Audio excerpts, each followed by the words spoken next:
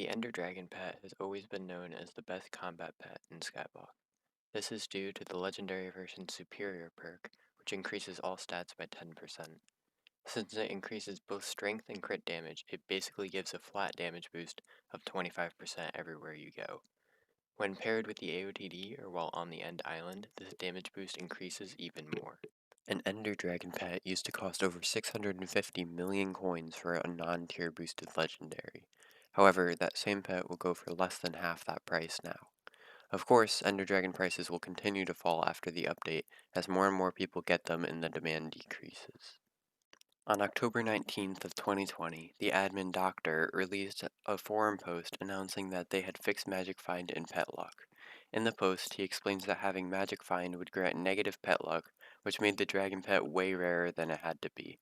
Because of this update, dragon pet prices began to fall drastically, as more and more players were dropping them. Now this raises the question, with prices lower than ever, does this pet really live up to its standards? Now, in order to test this, I had to buy an Ender Dragon pet, and although my pet is legendary, that's because I used a tier boost on it, which basically sacrifices the 40 strength from Antique Remedies in order to save 170 million coins. Although this pet is not a real legendary pet, it can give us a general estimate of what a real one could do.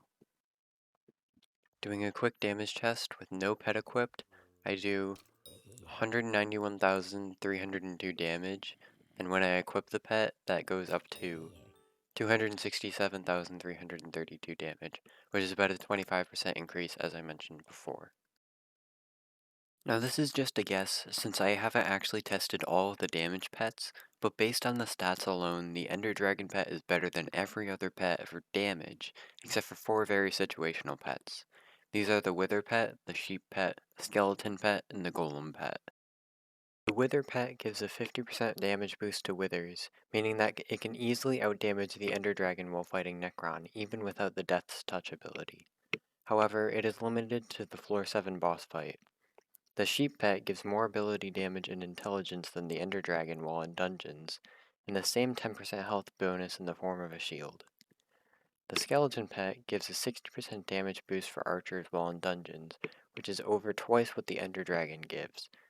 And the Golem pet gives the highest burst damage in the game, and if you can one-shot an Endstone Golem or a Dragon, there's no need for the Drag pet's DPS.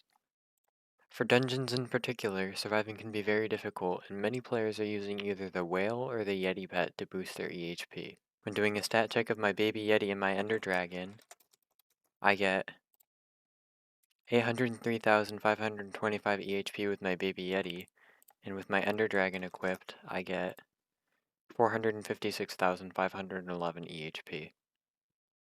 Now as you can see, that's quite a big difference, which means that you'll have to sacrifice a lot of your EHP if you want to do a little bit more damage while in dungeon.